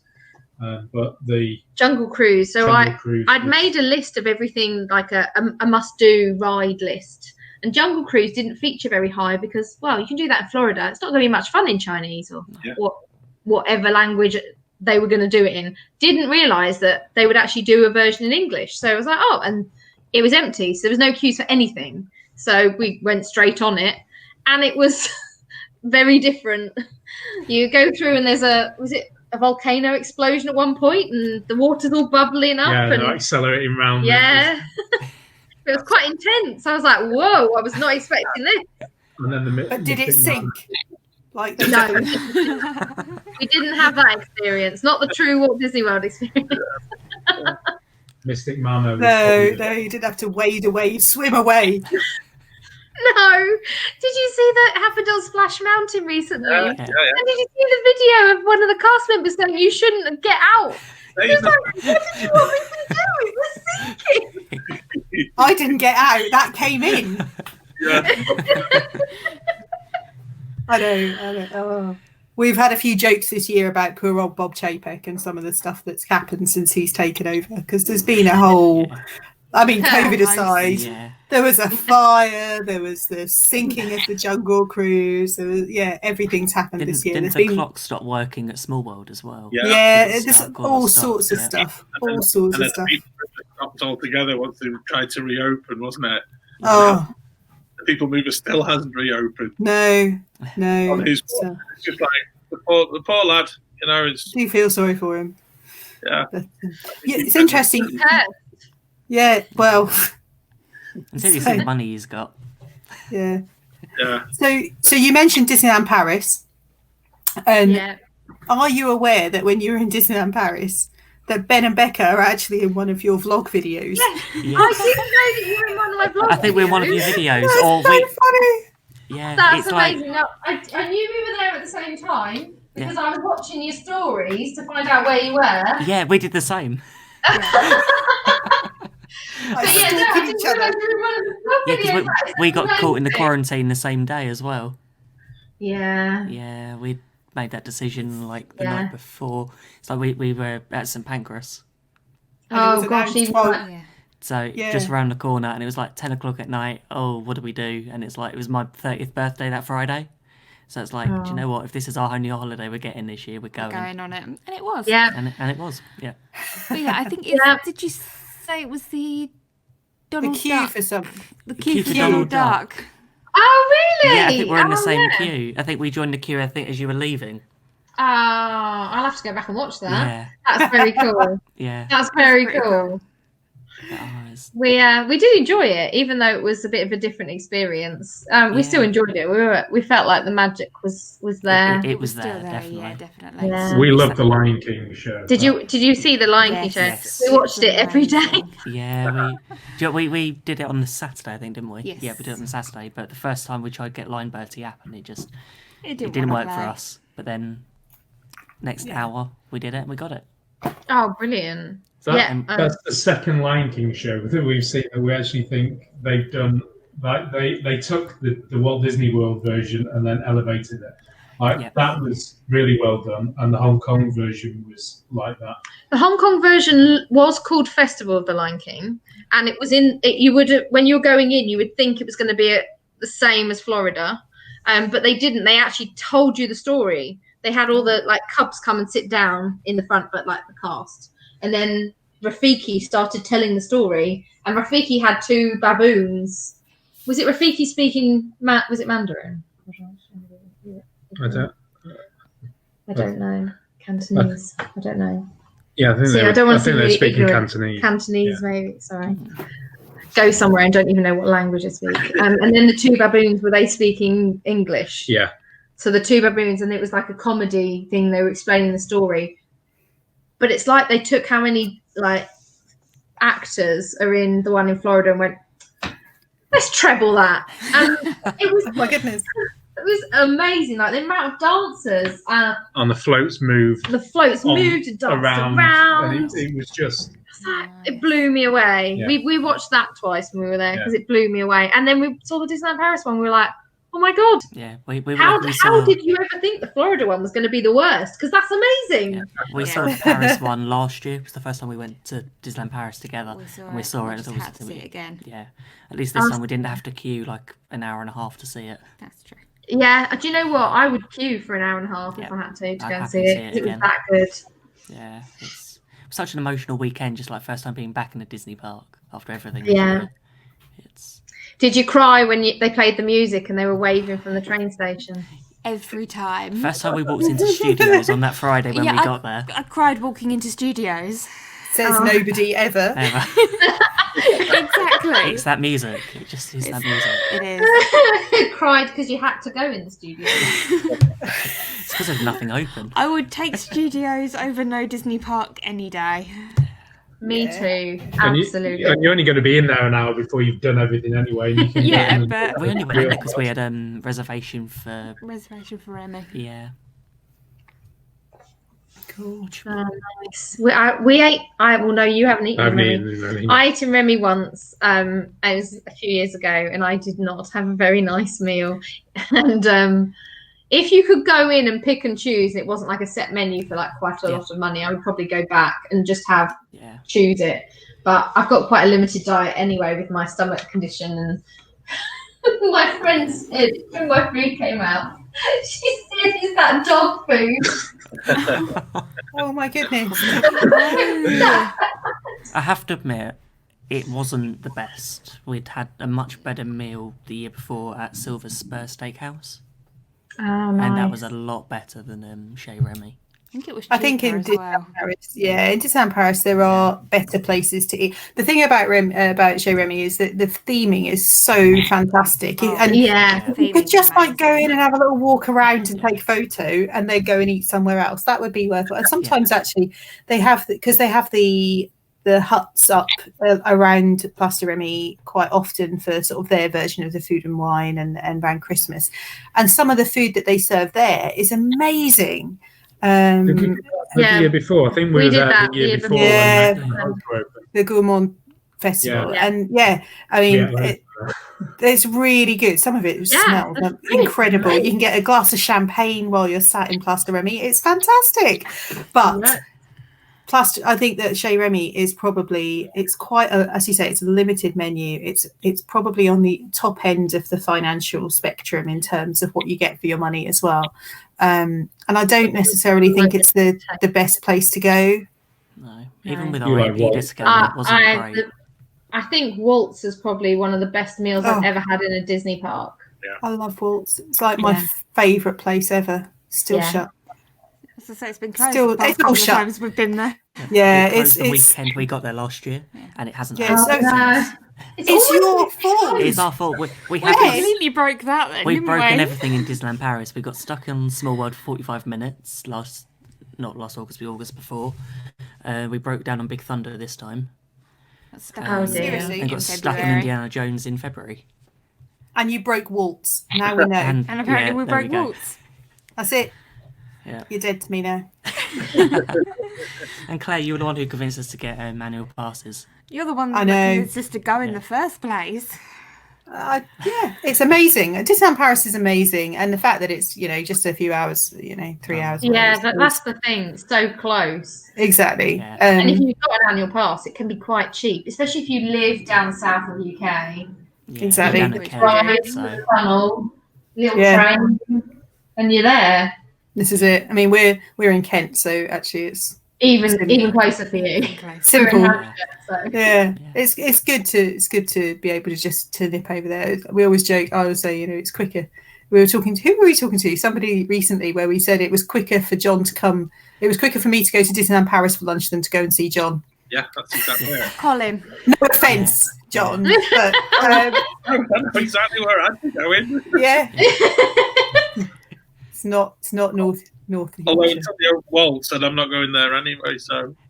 Yeah. No, I do love Waltz and the theming. I know I talk about it all the time, but the rooms and the theming and the different areas where they're themed around the park lands. It's just an incredible restaurant. Yeah. It is. It's definitely they work to French service speeds though. We were in there for 2.5 hours. Don't be in a rush. Yeah. Don't be in a rush. 2.5 hours for a 3-course meal was impressive. And if you don't, amazing. And if you don't have wine, they look at you like you've got two heads. So we can deal with that. Though. That's not an issue. Most places in France, no wine. Can I ask you a question that I know my friends here may not have thought of asking? So you mentioned you were talking about Festival of the Lion King. Yeah. And so I know that we're all mourning the loss of the cast members through entertainment, but one of the things that we've had a bit of an issue with in our podcast, and this has been ongoing since April, I think, Ben, John, April, Becca. So we did a knockout since I brought it up. Thanks for that. So we did like a knockout round show back in April. And one of the rounds we had was about the best shows. And so we just, it's often an extra question that we throw into the Carousel of Questions at the beginning. And we didn't this time, but now you've mentioned the Festival of Lion King, I'm going to have to bring it up. So I think we're back at even Stevens, aren't we, in terms of who's winning? But the question is, which do you think is the better show? Festival of the Lion King or Finding Nemo the musical? Finding Nemo needs to end. It's awful.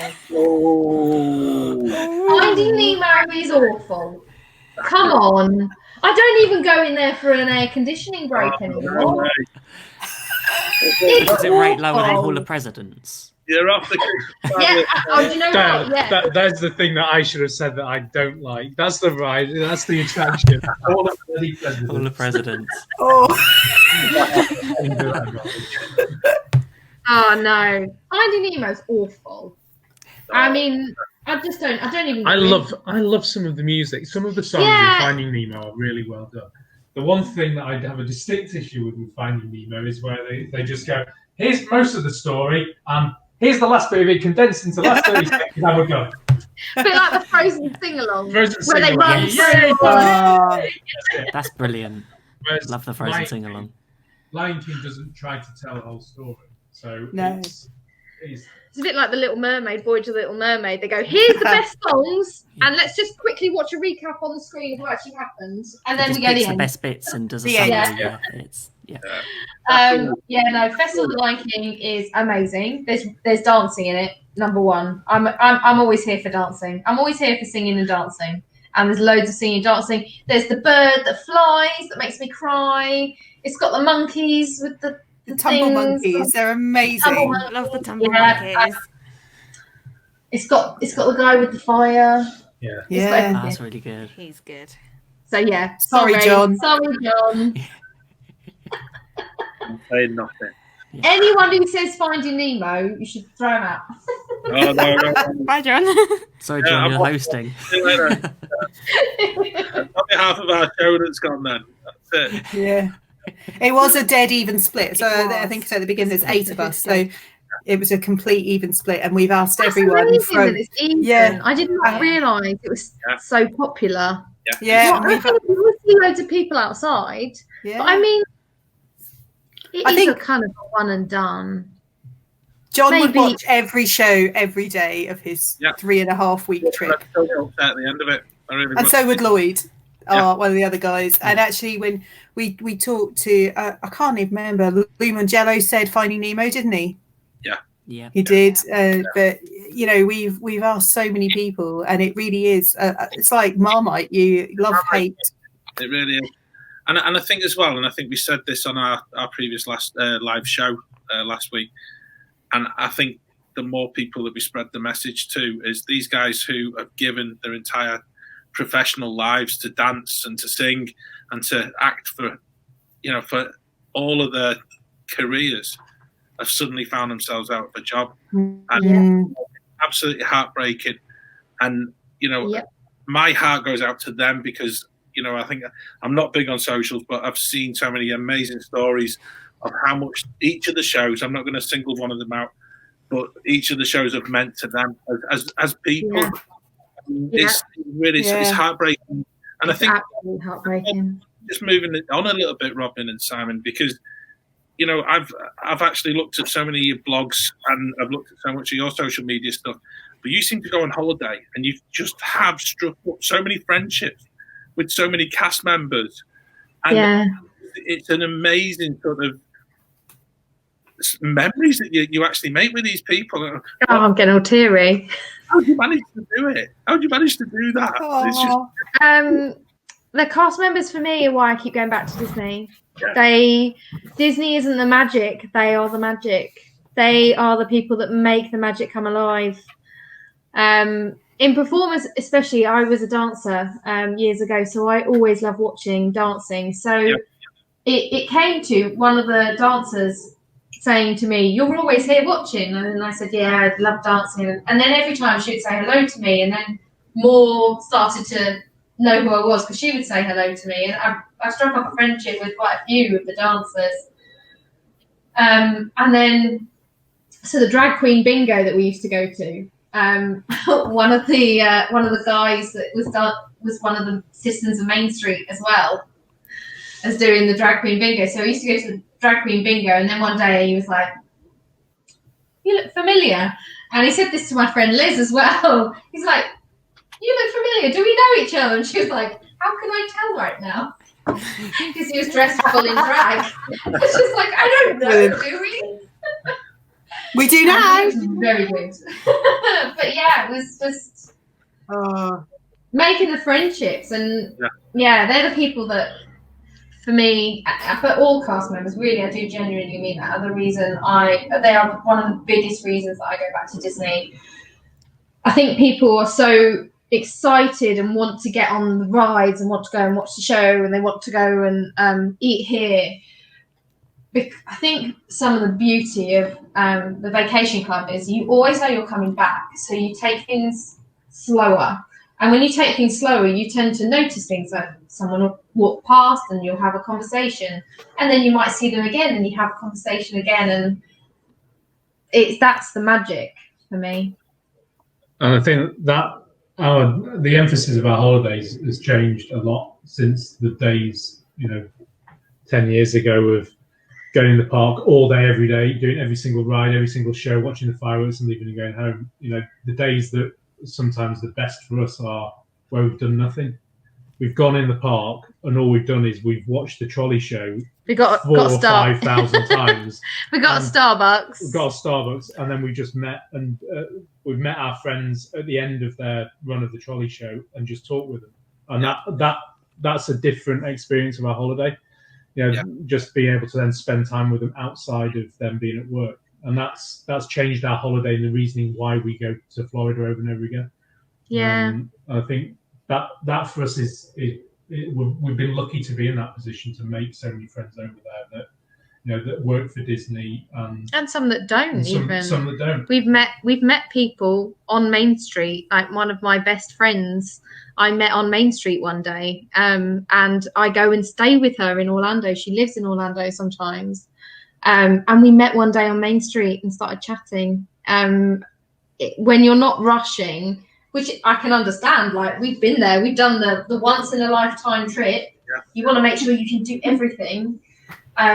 Sometimes the most magical part is slowing down, sitting with a drink on the hub grass, just watching everyone else's excitement, watching the kids when they see the castle, watching cast member interactions with other people as well. Is beautiful. Yeah, that's the magic for me. I think but it is. I think that's been hard to sit through. Seeing the number of our friends that are performers that have had a lot of uncertainty, and then a lot of them, being laid off. It's been difficult to see how sad a lot of they've been over the last few weeks. The uncertainty of it. A lot of them not being taken off furlough and then never getting that opportunity to have final performances is really difficult because you know from spending time with them outside of work how much that work means to them, how performing that is their life. We see, and most people won't realise because they just see them doing Disney performances, but they are performers. Everything they do outside of Disney is performance. Their world revolves around acting, dancing, performing. That is their life. But to have that major part of it taken away is, imagine if somebody said to us that, oh, well, you can't go and do something anymore, and you won't ever get to experience that again. It's very difficult. So it's kind of all we can do at the moment is just reach out to them and support them in any way we can and just show that to them. Yes, but I think we absolutely recognise that moment of the cast members and how important they are to. I mean, without them and without them being so amazing, it would be a shell of a place. I mean, it'd be beautiful. It'd have attractions, but actually, I think you're talking to people who understand exactly what you're talking about, and for us as a team, the whole concept for us is about just going and being in that place, enjoying the time and the space that not doing anything gives you. And John, you always say that if you go slower, the magic comes to you. I think that's what you say, isn't it? And that's just so true. Yep. And we've had, I think individually, we've all had the similar experience where you just stand, for me, one of my things is if we're waiting for a parade and we wait, tend to stand in Liberty Square outside Hall of Presidents, not inside Hall of Presidents, obviously, but outside because the air conditioning blasts out. So just on that little corner there. And the number of conversations we've had with random people for, we might be there 45 minutes before and we just have a catch up and stay contact. And these people have come from all over the world, or they might be local from 2 minutes down the road. And it doesn't matter because you're all there and you've got this feeling of excitement and enjoying the magic while you're there together. And it doesn't matter if you've never met them before. So it's really interesting that one of your best friends is someone you just bumped into on Main Street. Yeah. And I think the cast members as well, we've all reached out individually to people that we're friends with. And certainly I had a conversation with someone just a couple of days ago who luckily hasn't been laid off, but has had to change job role. And, and you feel so helpless in this situation, other than the desperation to get back, to be there, to support them and to have entertainment back in the parks, because that is so important. important. It's a core heartbeat of the Disney experience. Absolutely. Yeah. I think we hope when we can get back there and in a couple of years' time that shows can return and that they can come back and that there are spaces for them. Yeah, I have read that they are hoping to mid-21 start hiring people back for the shows. It makes me worry that some of the ones that have been laid off in the way they have, they may not want to come back, and that makes me sad. Yeah. It's a shame that Disney isn't able to keep them on in some capacity. Some way, shape, or form. They can then still be within a Disney company, but then just sort of when shows I come think back, a lot of it has to do with equity, because most of the performers that have been laid off, it's something to do with the equity in the union talking with Disney. I don't know the ins and outs of it, but I don't know if Disney are able to just hang on to them in other roles. I know with some of the other performers, they are moving them into other roles. So equity own most of the shows are done by equity. But like the trolley show, the Festival of the Lion King, all the dancers are Disney in-house, they're not equity. The parade isn't equity. The Mouse Could Dance It, all the dancers aren't equity, but singers are. So all those sort of dancers, I know there are, some of them are still furloughed, but I know some have heard that they're going to have their job role changed for the time being to keep them. It's difficult. Just have to hope that they all come back. I think that's what, in our heart of hearts, that's what we deeply would. Yeah. And if any of them do listen to this, it's just actually pushing it across to them. It's just like we care so much, we really do, and you feel helpless so far away, don't you? Yeah, you really do, and like you can't. It's not like we could just go over there to show support. No. if we could, we would.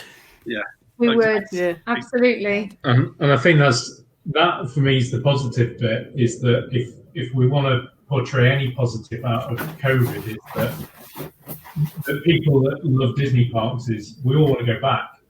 Yeah. You know, we're not here going on. I'm going to hold off for 3 or 4 years. It's most of us are of the view of the minute we can get on a plane and go back, we will go back. And I think that's the part about the recovery post COVID, is that people will return when things get back to normal, and hopefully that is enough to see things start to right themselves again on the other side of it. Yeah.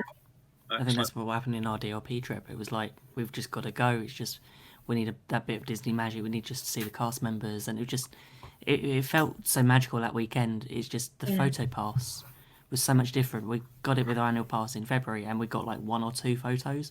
This time we got all the magic shots, all the sort of photo pass photographers wanted to spend more time just because they had that time, and it was just the magic. They were was happy the to be cast back, members. I'm sure. Yeah. And it came across as definitely. well. It came across. Even though we're all wearing masks, we could also see that everyone was smiling. Yeah. It's in the eyes. Yeah. I'm gonna just move the subject on a little bit, because I'm probably the one member of the team that probably people at least expect me to ask you this question, but it's the one question that I've got to say. I'm not a dedicated follower of park fashions, but your various park going attire has really caught my eye. Just as been researching for this show, tangled dress especially. Thank you. That inspiration to even think of going to the parks like that. How do you go in them, and how do you actually transport them on holiday? Well, every corner of everything is like hats, headpieces. They're all stuffed in. Vacuum packing of feathers. Petticoats. Vacuum packing the petticoats. One year when we did Dapper Day and I made 2 hats, I put them in my hand luggage and that's all I put in there. So I took this big holder, like wheeling along case, and just had 2 hats in it. Brilliant. It started with Dapper Day. So I did my first Dapper Day at Disneyland Paris, and I just fell in love with it. I was like, oh, I love being pretty, wearing this pretty dress. I love it so much. And that was it. I wanted to do Dapper Day in Florida. So that was a girls' trip. And then I dragged Simon in on it. And we did Dapper Day in Orlando. And I just fell in love with it. I fell in love with dressing like that. I fell in love with. I've always been in love with dresses in general. Yeah. I've always enjoyed sewing.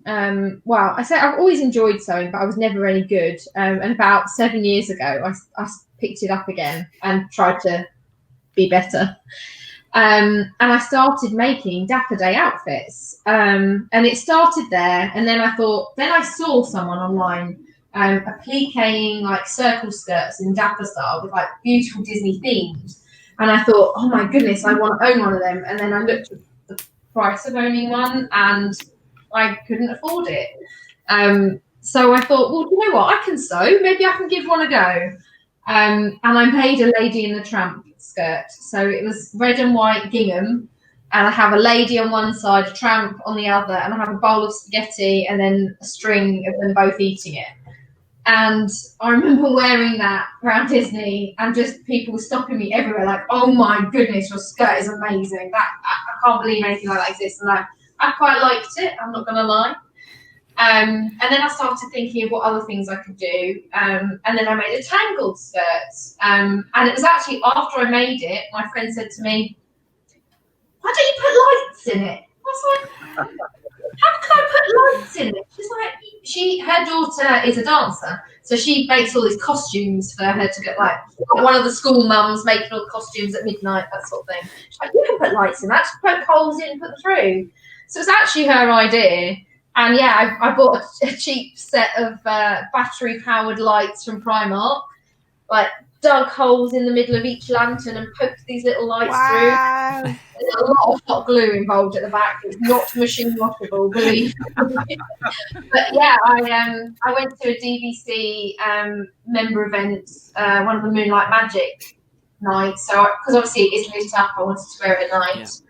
Yeah. And I had cast managers in restaurants stopping us if they could take my photo because they didn't really like it. And from there, I decided to open my own shop. Now that leads seamlessly on to what I was going to say next. That's your new venture, isn't it? It is. So tiki. So feel free to talk because it sounds an absolutely amazing thing. Oh, thank you. So yeah, it started with lots of people saying, your skirt's amazing, you should sell these. And for a long time, I said, no, they're not good enough. They're good enough for me, but they wouldn't be good enough to sell. That's a bit different. And that was actually speaking to the counsellor over my PTSD, it kind of came up. And she kind of gave me the confidence to say, no, you can do this. Stop self-deprecating yourself. Like, you can do it. So during lockdown, it started off with making bow bands like the one I'm wearing. I've got a nice little candy stripe one. It started off, I made a load for friends, like everyone was doing, trying to do something nice, trying to keep yourself busy, but also trying to do something nice for your friends. So I sat one day and I made a load of bow bands with what Disney fabric I just had in my fabric box and then sent them to loads of friends as just like a surprise. And everyone kind of went, oh my goodness, you should start selling these. These are amazing. So I thought about it. And again, I thought, no, I can't do it. They're not good enough to sell. No, I haven't got the brain capacity to know how to build a website or anything like that. But decided one day to brave it and do it. And yeah, I just decided almost overnight that, I'm going to open a shop. And I opened my own shop. I didn't even go to Etsy. I opened my own website called sewtiki.co.uk. And I started making bow bands, and then everyone was like, we need masks. So I started making masks as well. I hate making masks. And they're not my favourite thing to make. Only just because they're fiddly, they take ages. A bow band, you get to the end of it and you go, oh, that's so pretty. You get to the end of a mask and you go, great, I've got a mask. I've got to wear it. although it's in pretty Disney fabric. So, I mean, if you've got to wear a mask, you may as well be wearing a Disney one. Yeah. And then started making pocket tees to match. So I was getting fabric in like stretchy for bow band, cotton for masks, and then stretchy for pockets, and make the whole set. And then then added the skirts to the shop as well. Brilliant. Super. That's amazing. Wow. And again, it's not been without like sacrifice here. Like we can't have people to stay anymore because we have no spare room anymore. I have a there's no sewing spare room. bedrooms here. I've got my office at the front of the house. Robyn's now got a sewing office at the back of the house. So there is no spare bed capacity. We ditched the sofa bed. We that had to. guests. I did do it for a couple of months just on my dining table, but it was taking over, and I couldn't put it all away. If anyone came over, I'd try and put it all away, and it was a mess, and I hated like everyone coming over and just seeing a mess everywhere. So I had to kind of talk Simon into it. He was not up for giving up the spare room for a while. He was like, no, I think we need a spare room. And I was like, well, I can't carry on working on a dining chair, so we've got to do something. Thankfully, it's all just confined in that back room now. Yeah, but now it's all just in that back room. So far, I've managed the fabric I've got isn't yet spilling out into the rest of the house, but I don't believe it will be long. And no one can come and stay at the moment anyway. So well, exactly. This was my point. I was like, well, when are we going to be allowed someone to stay anyway? Exactly. You need to use the room. Exactly. It was a good decision. It was the right decision. Yeah, it was the right decision. And I'm happy with it. I'm happy with sitting in my little sewing room, and I've got everything I need in there now. And today, I had a huge package from America. So most of my fabric comes from America for the bow bands and stuff. It comes from America because they get the best designs. And loads of it arrived today, and I got it out, and I just went, oh well, don't know where to put this. I've run out. I was excited about the packs of Oreos that arrived. Yay! You're more excited about the fabric. Yeah, so I've done. I don't know if you've heard of this company called Stackery. Yes, I've looked into them I haven't looked into how much the customs cost. That's the only thing I wasn't sure. Well, because I've been thinking of getting some stuff from Shop Disney. I'll hook you up with all the info you need. So it was basically a friend of mine told me about it. One of my friends in Orlando, I'd sent her all my fabric. Every time I ordered, it was going to her house, thinking that I would either get over in August or November to pick it up. Here we are. So I said to her, well, I'm going to need it. Can you send it over? Now, she could only get it with USPS maybe or someone else, and it was going to cost $270 for one box that she had two. So I was speaking to a friend about Stackery, and she said no, it's so much cheaper. So I sent it all there, and they repackage it all together. And then so I then went on to Walmart and did a massive order at Walmart, so hence the Oreos, and they repackaged it all together and shipped it off. And it's so much cheaper. The customs. So my first box came today, and it was $50 to send over. I forget the weight. It was $50 to send over. It was $20 customs. And in there, I've got loads of fabric, and I've got all the Oreos. And I've got a couple of other bits, but I can't say because it's Christmas presents, and they might be somewhere. But yeah, it's a really good idea, and I definitely recommend it. Because I've got more packages on the way. I've looked at it for the Shop Disney because they've had like the annual pass holder discounts and BBC. And I was like, oh, what do I do? And it's like, why does Walt Disney World, Shop Disney in the US have a lot bigger range than what we do? Yeah, I just want one of those those thermos mugs from Starbucks. Oh, me too. They're amazing. I like the Animal Kingdom one the best. But they're not on the Shop Disney website. I keep looking. They occasionally appear on the Animal Kingdom ones. Oh, do they? What, the new ones? Yep, the new ones. I saw a couple the other day because I'm looking at the Hollywood Studios ones. So. I'm gonna have to look. I'm gonna set up a shop alert for it. I did a massive order for Shop Disney. I messaged a couple of my friends and I was like, right, I've got annual pass discount. Who wants anything? And I'll make an order, and then we can all split the delivery and the customs. So I've got $400 worth of Shop Disney. Brilliant. Tempted with a Walmart thing though. Do like some Disney food and snacks. Yeah. We've got Cheez-Its, we've got Does it take a long time to come? How long does it take to come? So I shipped with Global. So you send it all to there. They get it, and then when they repackage it, because even when you order from Walmart, you do one order, and then it comes in like 5 different packages. So they repackage it, and that takes a couple of days. And then they ship. Then you can choose how you want to ship it. So the cheapest is Global Mail, which is DHL, and they say up to 10 days. And I did it a week ago today, and it came today. Cool. So similar to Yeah, similar to Joffrey's coffee and stuff like that comes. Yeah. Which I need to order more Joffreys because You can send it to my stack. My Joffrey's arrived yesterday, so. I have to admit, Joffrey's doesn't seem to ever. We've not had customs yet charged. For No, it. I've worked it out. If you ever buy just coffee on its own, you don't get the customs charge. Correct. But if you coffee was exempt. But if you add like a mug or any of the other bits, you get charged on the lot. You get charged for the whole lot. Yeah. I didn't know that, but we've only ever bought coffee. So, yeah, we bought lots of coffee before, and it's like not had anything. But lots of people I've seen on Facebook going, "Oh, I've got stung with this," but that's because they bought a mug or they bought like a coffee. Okay, that makes sense. No, we've only ever bought coffee. Yeah, we did a big order, so we were expecting customs when we did ours. We just ordered it straight to here, but no, we didn't have any. We were surprised.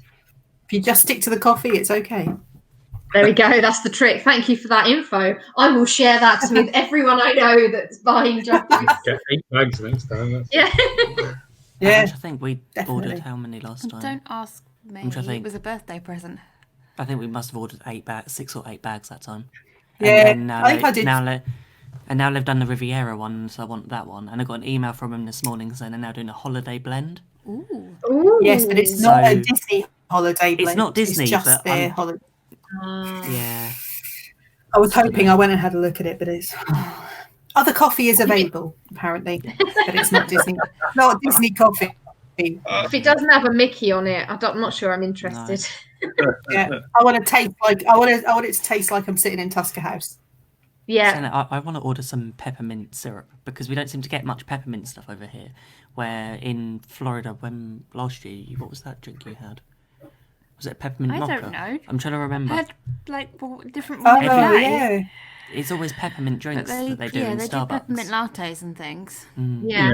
They have way more holiday drinks over there. Yeah. When I was looking at the holiday Starbucks offerings in the UK, it was like there was a website that listed all the holiday stuff, and then in brackets it was like UK, and it's like 2, right? All these other amazing ones were like, no, these are Americans like that. Yeah. The UK one you have get a hot chocolate. Nice hot chocolate. Hot chocolate, yeah. Hot chocolate and toffee nut latte, I think. Yeah. Oh well. What a lovely place to try and wrap it up. I've got to say, Robyn and Simon, it's just been the most amazing chat with you, and thank you so much for joining us. It's been an absolute delight to have you on the waffle, and I know that our listeners will want to follow you and enjoy the content that you produce. So where can they find you on social media?